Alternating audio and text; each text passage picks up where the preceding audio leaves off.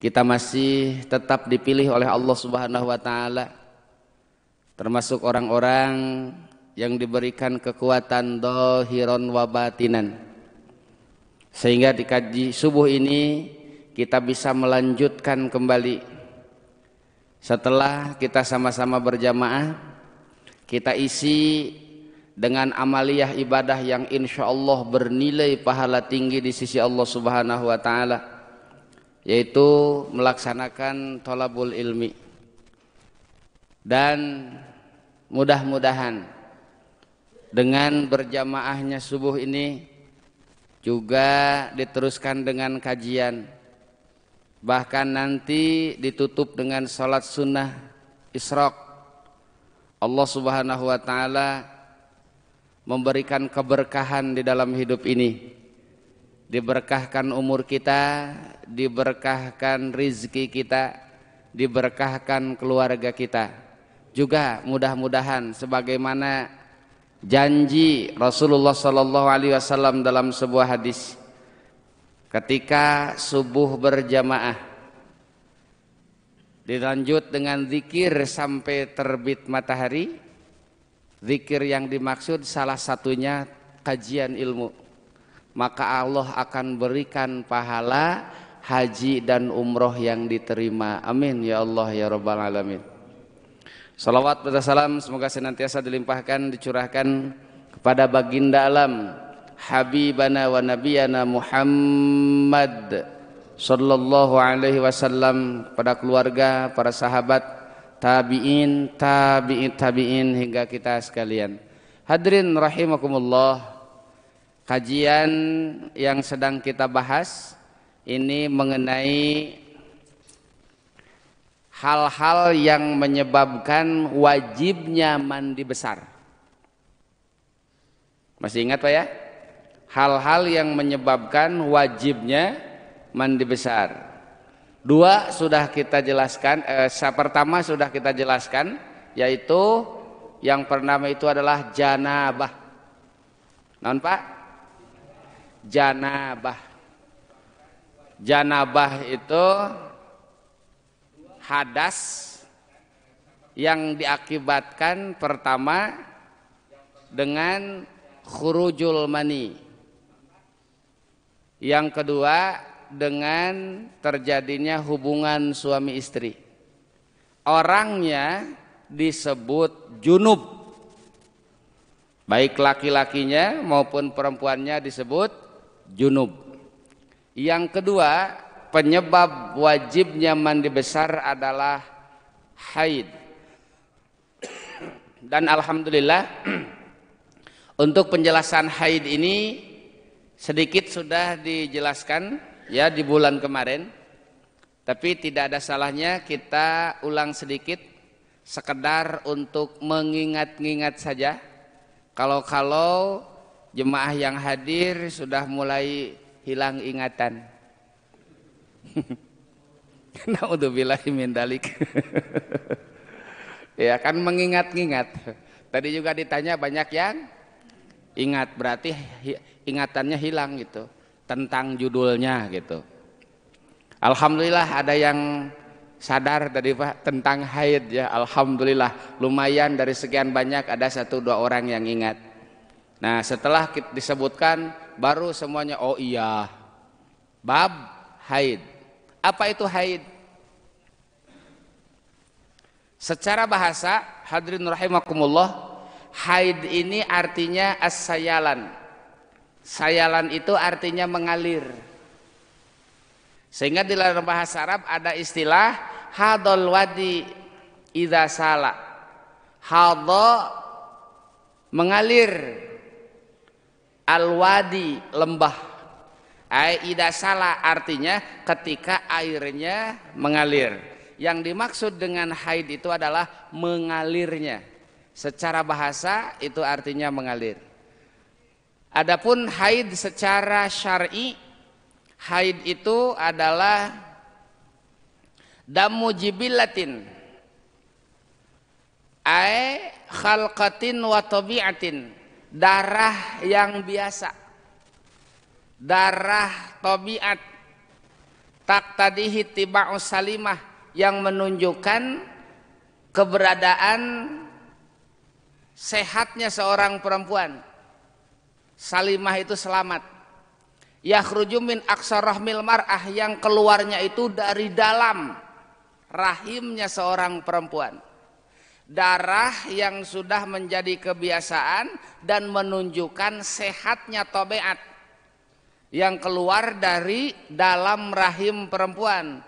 Ba'da bulughiha ala sabili sihah, setelah perempuan itu menginjak usia dewasa, dan itu menunjukkan kesehatannya fi auqatin ma'lumatin, di waktu-waktu yang sudah ditentukan atau di dalam waktu yang sudah tentu.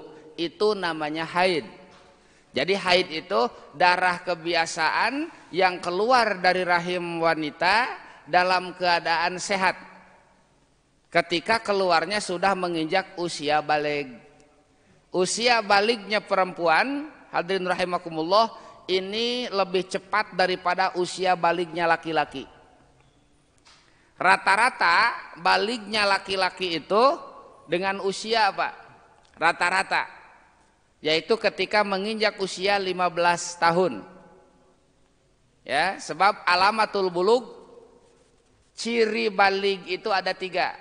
Yang pertama, tamamu khamsa asharata sanatan, sempurna umur 15 tahun. 15 tahun yang dimaksud adalah 15 tahun hijriah, 15 tahun komariah, bukan 15 tahun masehi ya, atau samsiah. Yang kedua, al-ihtilam, mimpi dewasa. Ihtilam, mimpi dewasa, itu ciri yang kedua baligh. Nah, yang ketiga al-haid, ciri baligh itu haid. Nah, di antara yang 3 ini untuk perempuan khusus, balighnya itu rata-rata dengan haid, sehingga perempuan lebih cepat usia balighnya daripada laki-laki. Nih saya nanya ke Bapak, dulu pertama kali mimpi basah usia berapa? Atau di cowok wae sampe mehna nurus tunjung ieu mah di. Ini. Coba ingat-ingat. Dulu usia berapa mulai mimpi basah? 13. Loh, hebat nih. Mun cek urang Sunda mah hawara nu kitu, Pak. Kalau saya pribadi ingat, sebab itu adalah momen yang tidak bisa dilupakan pertama kali mimpi deh, Pak. Kalau menurut saya gitu. Itu usia 16 tahun. Kelas 2 aliyah, Pak. Ya, kelas 1 mau naik ke kelas 2. Bari jeung reuwas. Heureusna bet ngimpi kitu gitu. Ya. Tapi menyadari sudah mulai dewasa. Tapi dewasanya keburu terdahului oleh usia 15 tahun, sehingga 15 tahun menjadi awal, ya, menjadi awal ciri atau batas bahwa orang tersebut dewasa, bulug, ya, atau disebut baligh. Baligh itu artinya sampai batas, gitu Pak, ya, dari balago ya blugu bulugon. Balighun artinya sampai, nepi karena batasna gitu, itu namina baligh. Di urang mah baligh teh karena pagawean, Pak. Nya lamun alus disebut baligh, lamun goreng teu baligh cenah gitu nya. Jadi di urang mah di urang mah di kita Ibu istilah Bapak, istilah baligh itu baik dan buruknya sesuatu di urang Sunda mah. Doka jenis sanes mah ngan di urang we ya di Sunda kitu teh. Siapa tuh baligh gini tuh nya. Bagus baligh, tidak bagus tidak baligh gitu teh. Nya Bu nya, Pak. Begitu ya. Tapi kasok nyarekan geus baligh geus teh gitu nih. Gitu Pak. Jadi alamatul bulug, alamat ciri seseorang sudah dewasa itu salah satunya sempurna umur 15 tahun, yang kedua mimpi jima, yang ketiga haid. Nah, untuk perempuan biasanya yang paling cepat itu adalah dengan haid. Anak-anak SD sekarang, Ibu Bapak sekalian, ya, anak-anak SD sekarang kelas 6, dari kelas 5, kelas 6 itu sudah hampir semuanya, Pak. Ya. Kelas 5, kelas 6, apalagi kelas 1 SMP. Ini hampir sudah rata-rata 99 sudah haid. Ya. Usianya rata-rata 12, 13. Sebelum usianya 15, perempuan itu sudah rata-rata haid. Beda dengan laki-laki. Ya, kalau secara normal misalkan usia 15 tahun kelas 3 SMP can ngararimpi. Karek ngimpi di udag juri, ngimpi kiih, ngimpi di gubrag gitu nya gitu. Nah, ngimpi di udag anjing begitu. Nah, ngimpi dewasanya biasanya sudah menginjak aliyah, sudah mulai ada tumbuh rasa naon anu kitu teh, Pak? Ah, gitulah ya. Tumbuh rasa cinta gitu terhadap lawan jenisnya.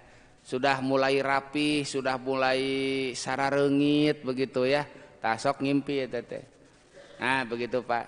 Terus saya nanya ke Bapak, sekarang kalau sudah punya istri pernah gak mimpi jima? Pernah keneh wae dia teteh? Istri di pinggir kita mimpi dengan artis. Biasanya Pak, kebanyakan umumnya kalau sudah nikah yang namanya mimpi jima itu jarang. Bahkan asa can pernah can geus kawin mah gitu nya. Kenapa? Intensitasnya berkurang, bahkan tidak memimpi lagi, sebab memang sudah ada penyaluran. Dulu sebelum kita menikah ya, dikarenakan makan kita banyak, minum kita banyak juga, sehingga dari intisari makanan itu tertampung pinuh teuing Pak ya gitu, dina kulkasna teu loba teuing Pak ye. Nah, dikarenakan terlalu banyak, nah supaya tidak jadi penyakit, terutama penyakit prostat ya, sudah tidak mengkristal gitu, maka salah satu cara untuk mengeluarkannya Allah Subhanahu wa taala menjadikan mimpi kepada orang tersebut, sehingga ngimpi keluar we teteh nya sehat teteh Pak nya, sehat. Ari ayeuna mah da henteu. Matak ketika orang-orang tua yang sudah tidak bisa berhubungan seperti itu, jaga hati-hati sebab itu akan menjadikan prostat. Nah, salah satu penyebab prostat itu tidak banyak dikeluarkan. Gitu Pak, teteh mata keureuhkeun we wayahna saaya-aya gitu tah nya, daripada jadi penyakit. Ye, ari Bapak. Ya, kan laki-laki mah produktif, Pak. Laki-laki itu produktif, makanya laki-laki itu diperbolehkan 2, 3 sampai 4. Intinya untuk kesehatan. Tuh eta teh da agama mah ketika menurunkan syariat itu tidak jauh atau tidak tidak untuk kemadaratan, justru untuk kemaslahatan. Gitu ngan bapana we nu kawararani gitu tanya. Mangkaning kadengeun itu kudu da ararimah teh itu. Wah, teu balegnya tuh karena teu baleg wae di Pak. Gitu ya. Nah, ini haid ini yang menjadi dalil Al-Qur'an, yang menjadi dalil hadis Rasulullah SAW. Ya, haid ini yang pertama ayat Al-Qur'an surah Al-Baqarah ayat 222. Tentang pertanyaan dari para sahabat tentang haid. Yas'alunaka 'anil mahid, qul huwa adang fa'tazilun nisaa fil mahid. Nah, hadirin rahimakumullah, ya, ayat ini ditanyakan oleh para sahabat kepada Rasulullah sebab ada hal-hal yang terdengar oleh para sahabat bahwasanya orang Yahudi kalau anggota keluarga yang perempuan sedang haid, mereka itu mengucilkan, gitu Pak ya. Atau kalau kita misalkan apa, di karantina atau dipasung gitu istilahnya lah, dikeluarkan dari rumah, disediakan tempat khusus, ya, dengan anggapan perempuan yang sedang haid itu membawa sial, tah nurus tunjungna orang Yahudi. Asalnya gitu Pak, sehingga beredar kabarnya kepada para sahabat, dan sahabat tanyakan kepada Rasulullah, turunlah ayat ini bahwa yang namanya haid itu adalah adza, qul huwa adza, katakan Muhammad kepada mereka bahwasanya haid itu adalah adza, sesuatu yang menyakitkan. Kalau kita mah laki-laki tidak pernah merasakan haid itu seperti apa, tapi perempuan itu merasakan bahwa proses haid itu ada sakitnya. Sebab secara medis saja haid itu adalah pelepasan sel-sel telur yang tidak dibuahi, sehingga keluar dan terjadi iritasi, matak sok aya panas karasana ka istri. Cuman dikarenakan ini adalah sesuatu yang sudah biasa, rutin terjadi, hal itu sudah dijadikan sesuatu yang biasa, sehingga kalau sudah biasa tidak terasa, gitu Pak. Seperti kita itu kan kebiasaan setiap hari berbuat dosa, ya Pak ya, baik dengan disengaja maupun tidak disengaja. Yang namanya dosa selalu ada, sehingga dosa itu keseharian kita lakukan. Dikarenakan sudah biasa berbuat dosa, akhirnya tidak terasa. Sok raraoskeun ku Bapak, saking tidak terasanya berbuat dosa, sampai terumasa mencek urang Sunda. Ketika ada masalah, kalimat yang keluar, dosa-dosa naon cenah urang, eta dosa-dosa naon cenah, da kurarasaan mah teu boga dosa, kurarasaan cenah Pak. Padahal pidosaeun mah seueur teh Pak, sengaja tidak disengaja itu pasti kita berbuat dosa. Al insan mahalul khata wan nisyan, tempatnya dosa dan tempatnya kesalahan. Yang namanya tempatnya, ya, setidak-adanya sesuatu di tempatnya pasti tetap aya walaupun tidak banyak, gitu Pak.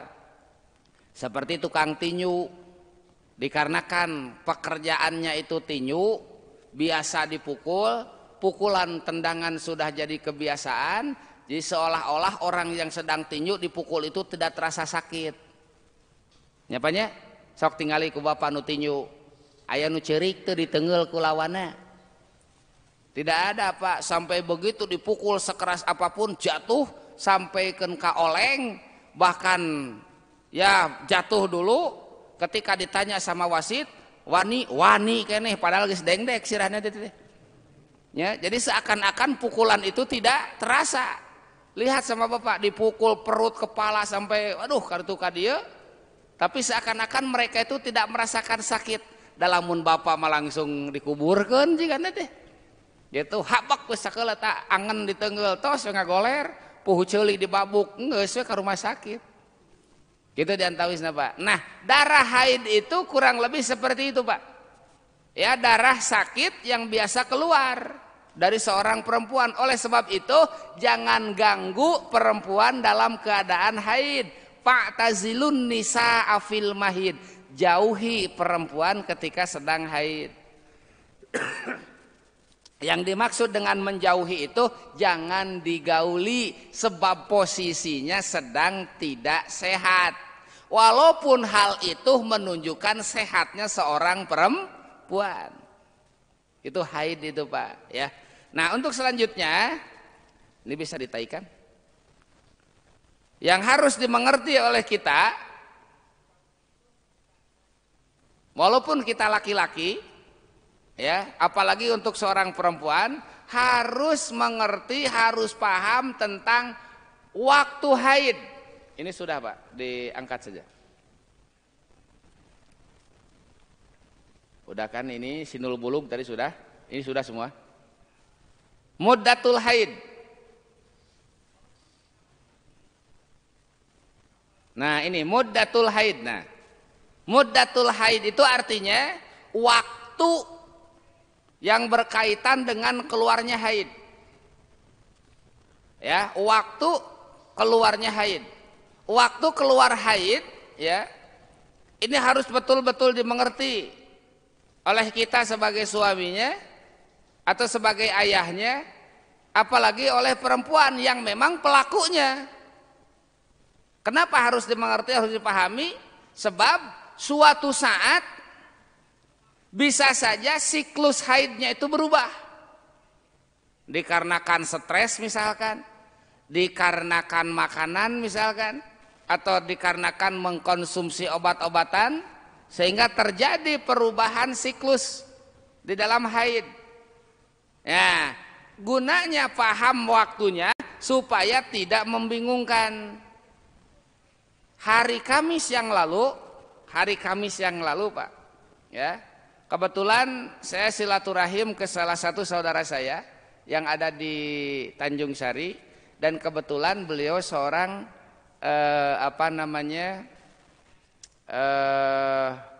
herbalis. Herbalis, apa herbalis itu?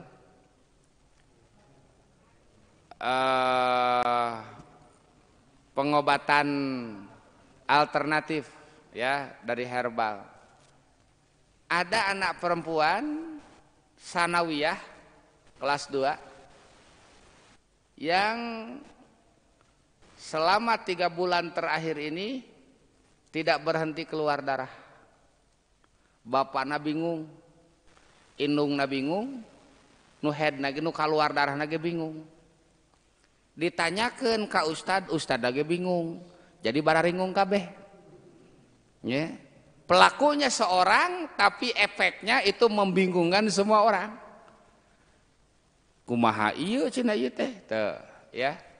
Dibawa ke dokter, hasil pemeriksaan dokter secara medis itu disebut katanya itu kelebihan hormon. Ting hormon nahaun lah pokoknya mah kelebihan hormon.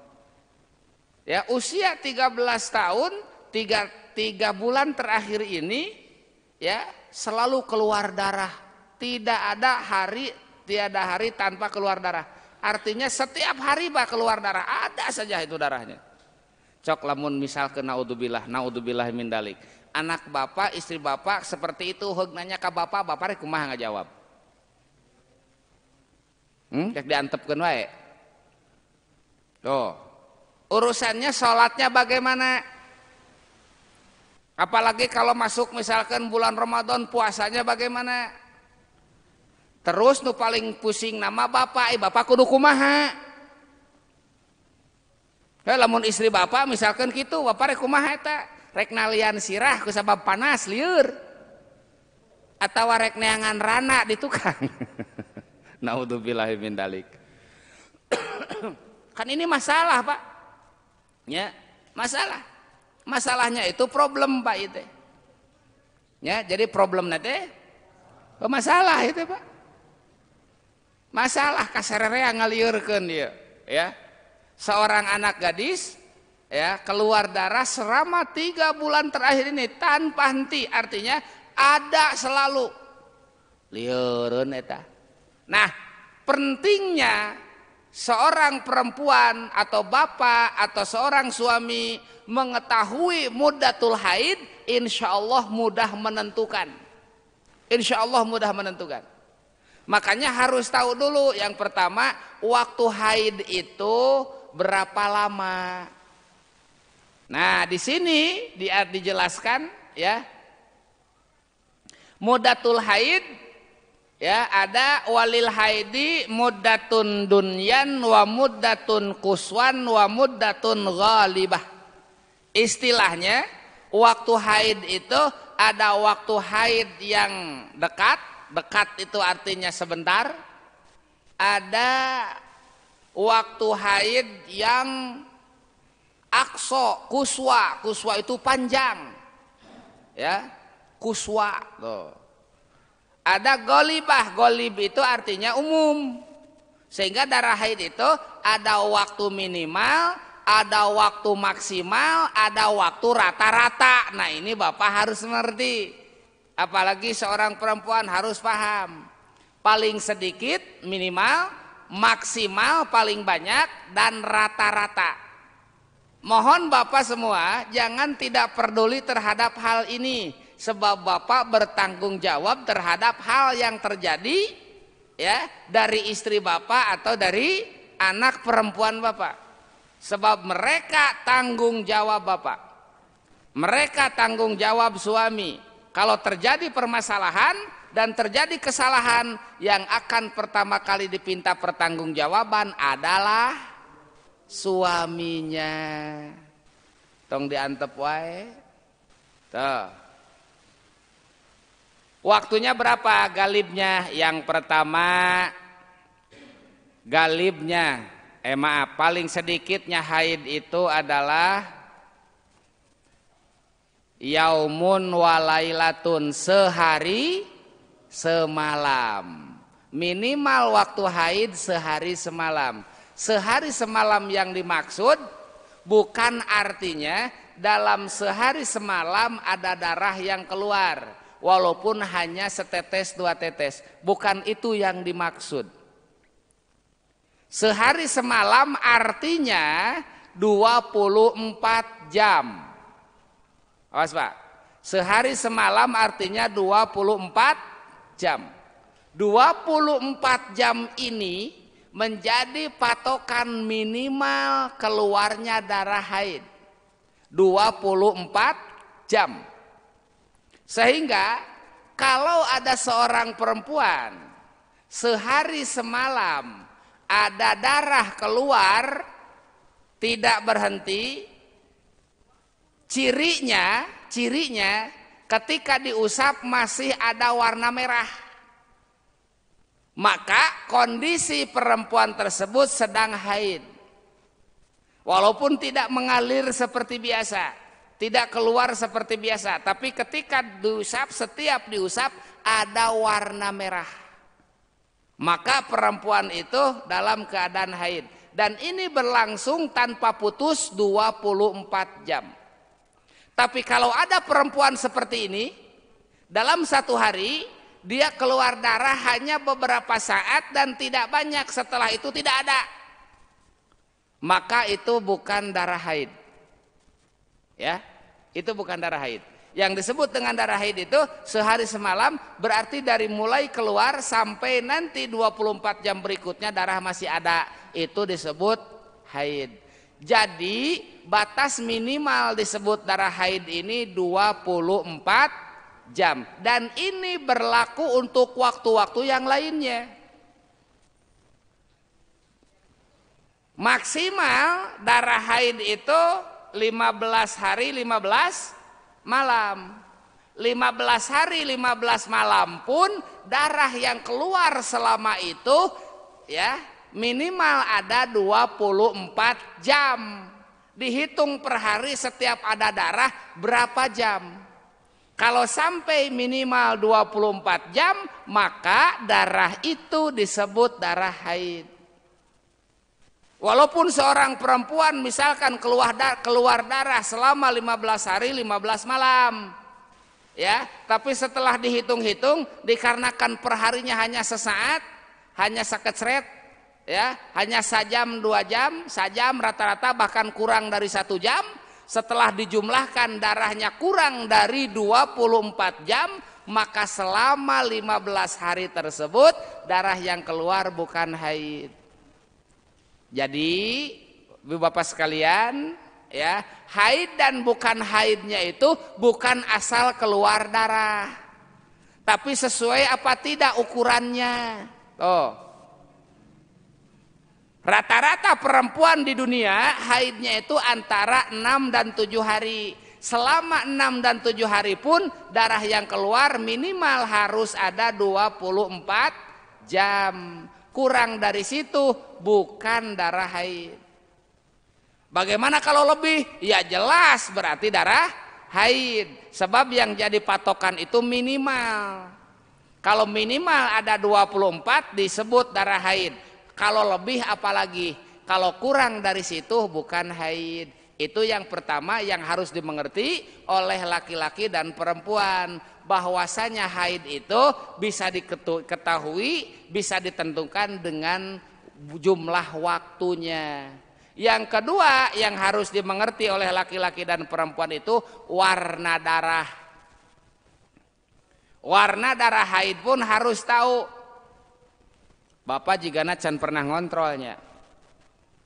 Ya, ke istri bapak jenis darahnya, atau papa pernah bertanya ke istri bapak warna darah haid itu seperti apa? Pak, warna darah haid itu ada 5. Ada 5. Bukan balonku saja yang ada 5 itu, Pak. Ya, darah haid pun warnanya ada 5. 1, kehitam-hitaman. Yang pertama, Pak. Jadi darahnya itu hitam. Bahkan kegejlokan. Aduh, apa itu kegejlokan itu? Hah? Bergumpal-gumpal ya. Sok taroskeun Bapak tingali atuh sakali-kali mah. Tanyakeun. Yang kedua darahnya itu merah. Segar. Darahnya itu merah segar. Yang ketiga warnanya itu coklat. Warnanya coklat. Yang keempat keruh. Lecek. Tuh darah teh. Yang kelima kuning. Oh, warna darah haid. Ini fungsinya, Pak, ya, untuk nanti ketika ada masalah di suatu saat bisa membedakan mana haid, mana penyakit nantinya. Sehingga tidak pusing ketika menghadapi sholat, tidak pusing ketika menghadapi puasa, juga tidak pusing ketika melayani suaminya. Tuh, Pak, ya. Waktunya sudah tahu, biasanya awal bulan atau biasanya tengah bulan atau biasanya akhir bulan. Darahnya juga paham, darah haid yang keluar biasanya ini, itu bisa dijadikan patokan dasar. Ya, kehitam-hitaman, merah, coklat, keruh, kuning. Sehingga mohon maaf Ibu Bapak sekalian, ketika misalkan dikira sudah tidak ada, dikira sudah tidak keluar, cuman ketika diusap dengan kain putih atau kertas putih ada sedikit warna kuning. Peang lah gitu mencukurang sunama warnana, itu masih ada. Jangan diganggu dulu. Kalau perempuan jangan sholat dulu, itu masih ada. Tapi kalau sudah dikuak-kuak, aduh apa itu dikuak-kuak, Pak? Ya, dikuak-kuak. Ketika sudah diusap-usap begini-begini, tetap saja putih. Nah, itu berarti sudah aman. Aman untuk dikonsumsi apa gimana, Pak? Ini aman untuk melakukan ibadah sholat. Sudah mulai wajib melaksanakan ibadah sholat. Ini masalahnya, Pak. Masalah haid itu, ya. Yang selanjutnya naik, Pak. Istihadah. Apa itu istihadah? Istihadah itu artinya penyakit. Diangkat. Sehingga darah yang keluar dari perempuan itu, ya, darah yang keluar dari perempuan itu jumlahnya ada 3 sebetulnya, Pak. Ada 3. 1 haid, 2 nifas, 3 istihadah nanti. Nah, ini naik lagi sedikit. Wal istihadah. Ada. Nah, ini. Apa itu istihadah?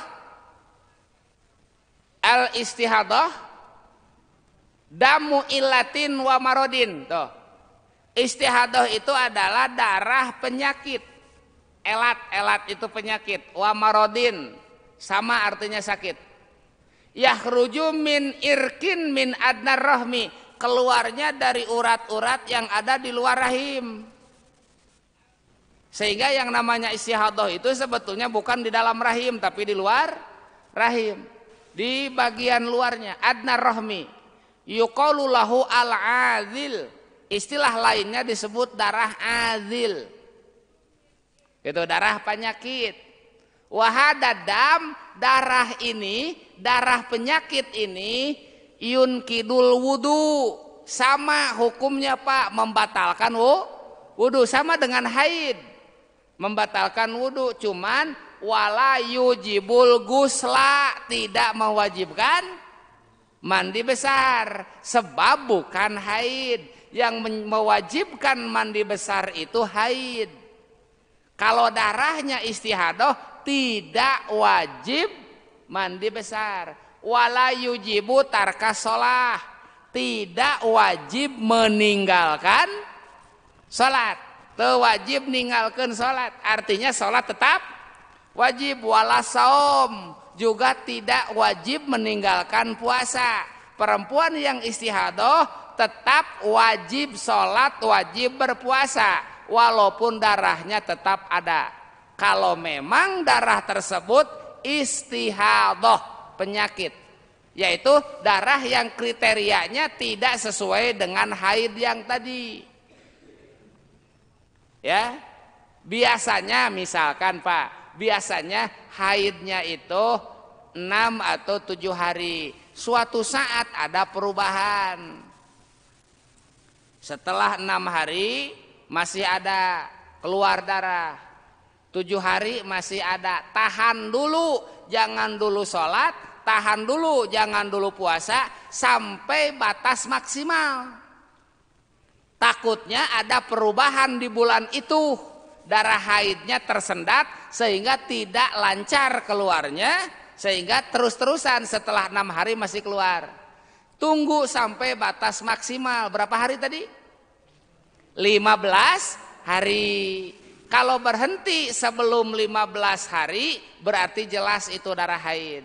Tapi ketika belum berhenti setelah melewati 15 hari, hari yang ke-16-nya darah tersebut istihadah, darah penyakit. Setelah 16 hari walaupun masih ada darah, wajib mandi, wajib adus. Datang waktu sholat wajib sholat. Kalau sedang di bulan Ramadan wajib puasa, walaupun keadaannya masih tetap keluar darah. Gitu patokanana Pak. Jadi kalau menghadapi masalah seperti itu, hadapi dulu oleh Bapak, ulah ujug-ujug dibawa ke ustad wae. Ya, ustad na oge pusingeun, toku Bapak heula. Ya. Jadi kalau terjadi seperti itu, setelah 6 hari, 7 hari masih ada, ditangguhkan dulu sampai batas maksimal 15 hari. Tunggukeun heula. Ya. Setelah 15 hari masih ada, nah itu sudah dipastikan kelebihannya adalah istihadah, wajib mandi besar ya untuk menghilangkan hadas haidnya. Selanjutnya kesananya wajib sholat, wajib puasa. Kumalamun salaki menta biken, ucina jika kieu kaayana kumadinya bae, pokona mah heug top nya wantun galeh. Teu wantun ulah geuleuh mangga we nyangakeun saaya-aya aya geus kieu kabuktianana rek kumaha. Itu oh cenah urang paksa ku ni keureueuh kumadinya we tah mah. Boleh, boleh sebab memang sudah bukan lagi haid. Yang tidak boleh itu haid. Gitu Pak ya. Tuh, cara-cara menghitungnya. Terus ketika mau sholat bagaimana? Nah, ini. Bentar Pak. Ya. Kalau mau sholat bagaimana sementara darah masih ada? Setiap mau sholat wajib dibersihkan dulu di area tersebut. Wajib dibersihkan dulu. Setelah dibersihkan, ya, kalau sekarang itu alhamdulillah pengamannya sudah banyak Pak. Nya tamal we langsung tah. Ku naon eta teh nu kitu teh. Ya, pembalut. Ah, tambal we dengan pembalut. Ya, terus wudu, silahkan sholat. Gimana kalau sedang sholat keluar terus? Tidak batal sholatnya. Ya, tidak batal sholatnya. Ker sholat keluar we, misalkan karasa aya, lanjutkan sholatnya. Status perempuan tersebut sama hukumnya dengan orang yang daimul hadas. Artinya orang yang selamanya punya hadas. Orang yang selamanya punya hadas itu dimaafkan sholatnya walaupun terjadi hadas sedang sholat. ketika seseorang beser, ketika seseorang boson. Apa itu boson? Hah? Boson itu hitut wae, Pak. Kentut terus, tidak ada waktu ya tanpa kentut. Bahkan ketika sholat, Pak, dari gerakan ke gerakan hitut wae tamata. Ya, sedang berdiri saja itu sempet-sempetnya keluar pelepes. Kau mau ke ruku mah asa katekan brot gitu tanya. Tuh, gerak saeutik iktidal pelepes deui, keruk sujud mah komo wah terusnya keluar. Jigana Pak dua likur mah aya tah hitut teh keur salat. Untuk orang semacam ini salatnya dimaafkan. Salat we tong loba dongeng. Abdi mah cenah salat teh keur pere. Sabab abdina hitut wae. Tidak ada libur dalam urusan ini. Ya, apaan cenah hitut teh ngabatalkeun wudu, cenah teu bisa salat. Kalau hitutnya yang biasa seperti kita dalam keadaan normal, ya, tidak bisa itu membatalkan salat, membatalkan wudu. Kalau penyakit itu dimaafkan. Timimiti takbir geus berat brot misalkan gitu dimaafkan, tapi dianggap sah, dimaafkan, sholat lanjut saja ya, itu untuk perorangan, untuk pribadi dinyatakan sah. Tapi kalau jadi imam tidak boleh. Kajeun teuing dirinya ustadna munur weh, tad munur tad moal baleg ya gitu. Keur ngimaman hayu we pepelepesan misalkan gitu ya, jangan mundur saja. Bahkan kalau misalkan aroma yang ditimbulkannya mengganggu situasi dan kondisi, tidak menjadikan kondusif, wayahna munrek berjamaah di tukang cicing natong hayang dihareup, kudu ngarumasakeun maneh cek urang Sunda mah, mundur tuh deket lawang we ka ditu entong dihareup. Ya, sebab kalau berjamaahnya di depan jeung prat-prot jeung juas-jeos di ya jamaah bisa aya nu pingsan nalawara teuing eta. Sebab situasinya tidak terkendali bae eta. Ya, mundur. Tidak boleh jadi imam. Ya, walaupun dia misalkan kiainya di lembur itu. Ulah jadi imam mundur we. Sebab dia sah itu untuk pribadinya saja, untuk orang lain tidak. Itu Pak. Ya. Jadi untuk perempuan yang daimul hadas, yang terus-terus keluar darah, bersihkan dulu, balut dulu, sholat. Cuman berlakunya, nih sebentar Pak, berlakunya wudhu itu hanya untuk satu kali sholat saja. Ya, hanya untuk satu kali sholat saja. Selanjutnya, untuk selanjutnya Bapak sekalian, datang waktu sholat berikutnya wajib dibersihkan lagi, wajib wudhu lagi. Baru sholat. Dan ketentuan yang lainnya, setelah wudhu tidak boleh ada aktivitas yang lain. Artinya ketika sedang wudhu, selesai wudhu itu harus langsung melaksanakan sholat. Jangan sudah wudhu pakai pembalut malah lalajo sinetron. Ya, malah balanya heula, malah ngobrol heula. Setelah itu baru sholat, itu dinyatakan tidak sah. Ya, awas hati-hati nih. Jadi ketika sudah dibersihkan, ketika sudah dibalut, itu langsung melaksanakan sholat setelah wudhunya. Jangan ada jeda yang lama. Dan sholatnya berlaku hanya untuk satu waktu. Nah itu Pak, yang disebut dengan istihadah.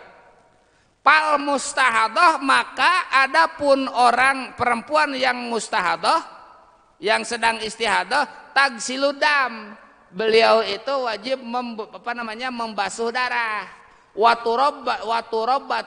Waturabbitu ala maudhihi, dan membalut tempat darahnya. Watatawadhu likulli fardin, dan harus wudu setiap sholat fardu. Watusolli, dan sholatlah si perempuan itu cuman satu waktu. Setiap mau sholat bersihkan. Setiap mau sholat bersihkan wudu sholat, bersihkan wudu sholat. Itu aturannya kalau terjadi seperti itu.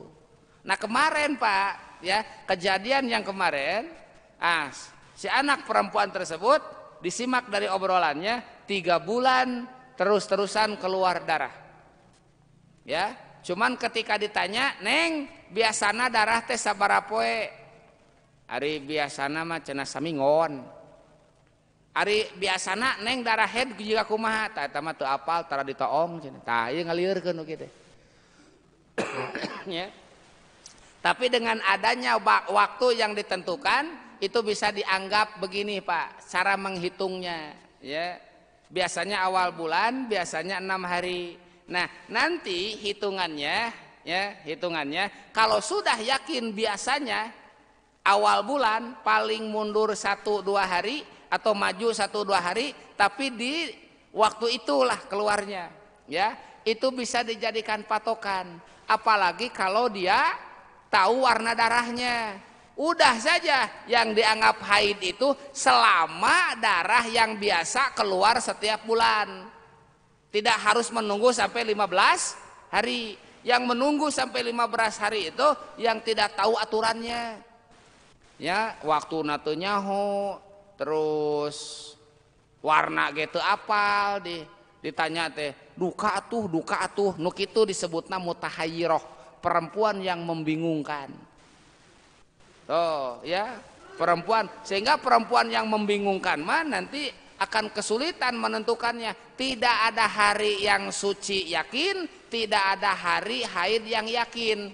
Maka aturan anak setiap waktu sholat wajib sholat, ngan wajib adus dia meripuh panu kitu mah.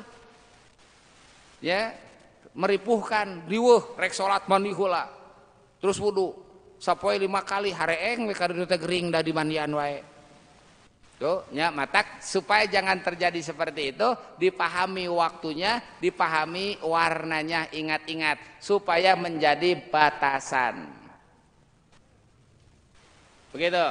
Seperti hadis rawa Abu Daud wa guruhu an Fatimah bin Abi Hubes annaha kanat tustahadu. Siti Fatimah ini pernah mengalami haid. Faqala lahan Nabi sallallahu alaihi wasallam, terus Rasulullah berkata kepada beliau, "Idza kana damul haidah," ketika itu darah haid, fa innahu damun aswad. Tuh, darah haid itu adalah darah yang hitam. Tuh, ya, jadi kehitam-hitaman. Fa idza kana dalik fa amsiki anisalah. Ketika darahnya warnanya hitam, maka berhentilah salat. Tahan salat, jangan melakukan salat. Fa idza kanal ahor, dan apabila darahnya tidak seperti itu, tidak hitam misalkan, fatawaddoi wasalli, wudulah, salatlah. Fa innama huwa irkun, sebab itu adalah darah yang keluar dari urat, darah iritasi, darah luka di dalamnya. Tuh begitu Pak ya. Itu namanya istihadah. Selanjutnya an Aisyah radhiyallahu an. Oh, ini masih sama dengan yang tadi. Hadisnya masih sama dengan yang tadi, diangkat saja. Ini ada beberapa hal yang harus diperhatikan Pak untuk perempuan yang sedang haid. Yang pertama, ma yahrumu bil haid, sesuatu yang diharamkan ketika haid. Awas Pak, sebab ternyata tidak sedikit juga yang ada perbedaan. Terus perbedaan itu ternyata dasarnya dalilna logika. Padahal sudah ada keterangan yang berkaitan dengan hal tersebut, terutama hadis-hadisnya ada. Yang pertama, perempuan yang sedang haid yang diharamkan adalah sholat. Tidak boleh sholat. Kenapa? Ada hadis Fatimah binti Abi Hubes tadi. Li ahadisi Fatimah binti Abi Hubes radhiyallahu anha as-sabiqah fil istihadah, yang telah lalu di bab istihadah. Ketika darahnya seperti itu, yaitu kewarna kehitam-hitaman, tinggalkan sholat. Ini menunjukkan haramnya melakukan sholat. Untuk wanita yang haid, sholat libur. Makanya Rasulullah SAW ya itu menanggapi seorang perempuan, ya, kenapa perempuan itu lebih banyak di neraka.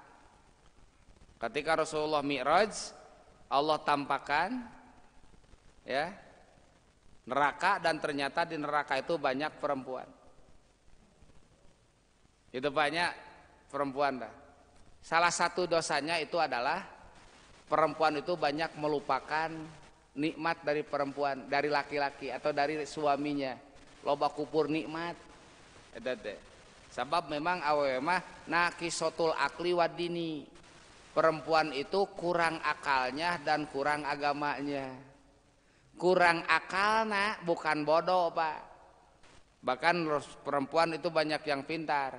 Kurang akal itu artinya akalnya itu kalah dengan perasaan.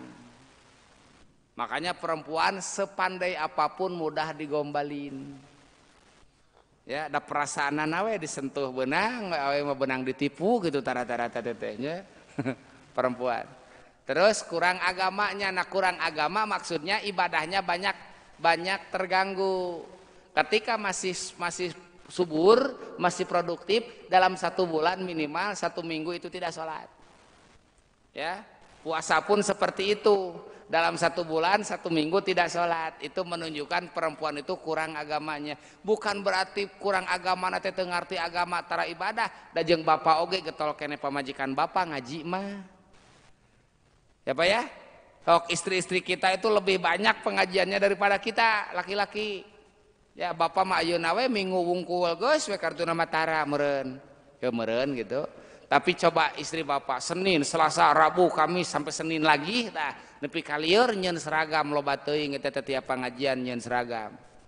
Itu getol ngajina salaki nu liurna. Itu yang pertama haram salat. Yang kedua qiraatul Quran. Nah ini nih. Awas hati-hati. Qiraatul Quran, haram membaca Al-Quran. Yang suka jadi problem, yang jadi masalah itu anak-anak yang sudah haid ketika di sekolah dipaksa ku guruna ketika pelajaran agama kudu maca Quran. Anak itu mendapatkan penjelasan di pengajian kata gurunya tidak boleh, di sekolah disuruh baca Quran dengan alasan tidak apa-apa. Pan ngabingungkeun nu kieu teh. Padahal sudah jelas bahwa membaca Al-Quran untuk perempuan yang sedang haid haram hukumnya. Terus ketika ditanya kenapa alasannya boleh, ya sebab kalau perempuan yang haid katanya tidak boleh baca Quran, ya berarti ketinggalan ibadah, cenah kitu Pak. Yang lain bisa baca Quran, yang haid tidak. Berarti ketinggalan ibadah, kan eta dalilna dalil logika ngaco, Pak.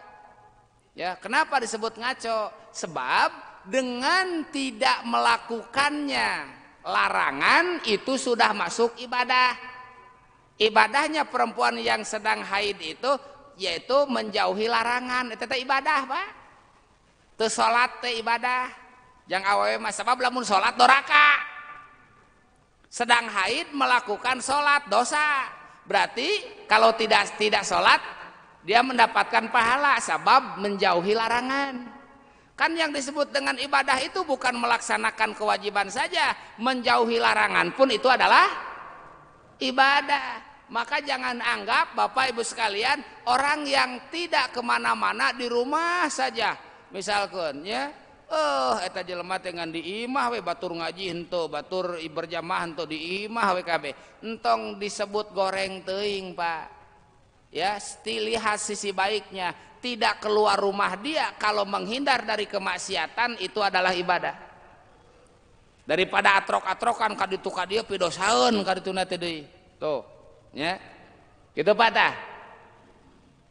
Terus ketika si perempuan tersebut baca Quran, maka itu hukumnya dosa. Mata teu maca Quran teh ibadah jang awewe mah tuh. Gitu Pak. Sebab ada larangan. Wa masul mushaf, terus memegang Al-Qur'an, wa hamluhu membawa Al-Qur'an. 5 marro aidon pima yahrumu bil janabah. Seperti yang telah lalu yang dijelaskan di dalam haram yang berkaitan dengan janabah. Tidak boleh baca Quran, tidak boleh mengusap Al-Quran, tidak boleh membawa Al-Quran. Saya nanya ke Bapak, bedanya membawa dan mengusap apa?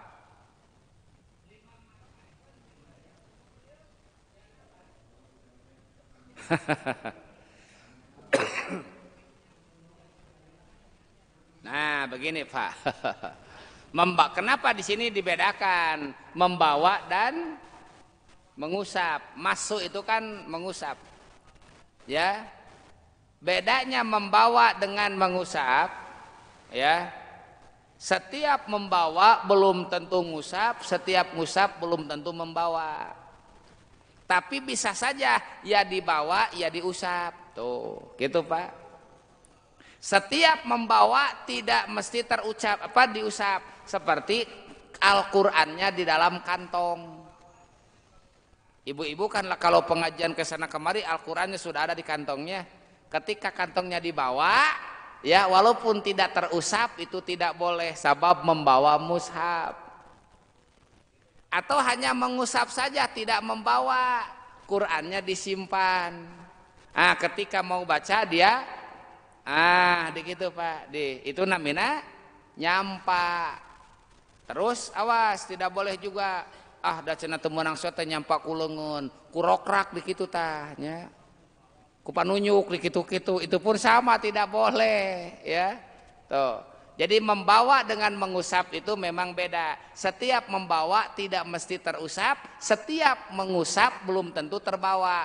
Tapi bisa saja ya membawa dan mengusap. Ketika HP misalkan diaktifkan Al-Qur'annya, HP tersebut termasuk mushaf, juga tidak boleh.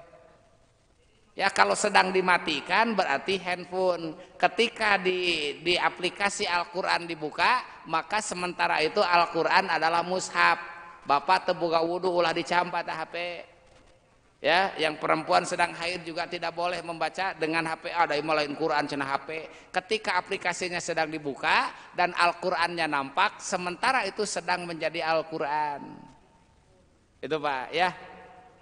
Tuh, yang ketiga yang diharamkannya itu adalah, naik lagi sedikit biar nanti tereh tamat. Yang ketiga al-muksu fil masjid. Satu lagi aja ini. Al-muksu fil masjid artinya diam di masjid. Kelebihan. Al-muksu fil masjid, berdiam diri di masjid, itu pun tidak boleh.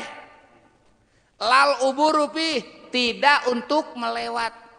Kalau melewat saja itu tidak apa-apa, tapi untuk muksu diam itu tidak boleh.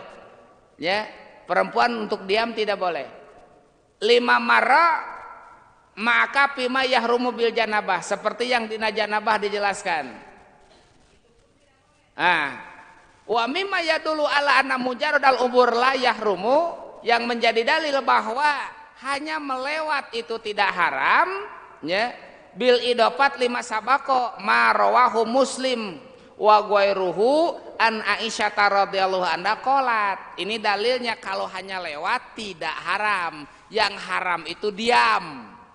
Termasuk diam, ya, ketika masuk di jalan itu keluar dari jalan itu juga. Itu namanya diam. Tapi kalau masuk di satu jalan, keluar di jalan lain, itu namanya lewat. Dan lewat itu boleh. Ini dalilnya. Qala li Rasulullah sallallahu alaihi wasallam, kata Siti Aisyah, Rasulullah pernah berkata kepadaku, nawilinil khumroh minal masjid, kata Rasulullah, tolong ambilkan kerudung, ya, di masjid. Fakultu ini haidun, kata Siti Aisyah, aduh saya sedang haid ya Rasulullah. Pakola inna haidataki laisat piadiki, dan nu haid ma eta lain leungeun, jigwe ke masjid mah teu nanaon, gitu Pak. Jadi kalau hanya mengambil itu boleh, hanya jalan mengambil, keluar di jalan yang lain itu tidak apa-apa. Tapi kalau masuk dari situ, keluar juga dari situ, itu disebutnya diam. Dan diam tidak boleh. Dari Siti Maimunah beliau mengatakan, takumu ihdana bil khumroh ilal masjid pata besutu wahya haidun. Yang dimaksud dengan khumroh di sini ternyata bukan kerudung, Pak. Biasanya artinya khumroh itu kerudung, tapi yang dimaksud adalah sajadah, tempat untuk bersujud. Ya, ketinggalan di masjid, ternyata kata Rasulullah ambilkan. Abdi nuju head, kan baik dalengeun maneh mah teu head, gitu. Ambil saja. Itu jadi boleh. Nah, terus di hadis Maimunah pun sama. Ada seorang perempuan ya, itu mengambil sajadah di masjid. Nah, dan dia bawa walaupun dia keadaan haid, itu boleh, hanya melewat saja. No what. Itu pun tidak boleh itu kalau tidak ditakutkan mengotori masjid. Kalau ditakutkan mengotori masjid diusahakan jangan. Nah, untuk sekarang insya Allah pengamannya luar biasa. Ditaplokeun beres nama teu nanaon. Nah, gitu Pak ya.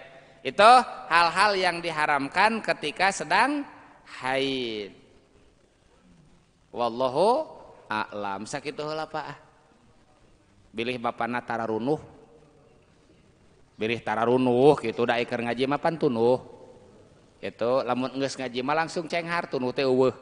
Nah, supaya menghilangkan ngantuk ngeusan we sametinya Pak nya ngarah teu tunuh. Ai abdi mah karunya Bapak sarare tita tadi.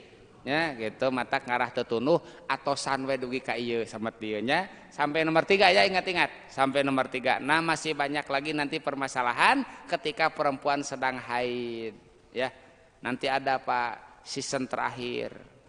Engke deui eta mah bulan hareup engke insyaallah ya. Sok Bapak sok maksa wae eta teh nanti ada alternatif lain. Wallahu a'lam. Assalamualaikum warahmatullahi wabarakatuh. Thank you.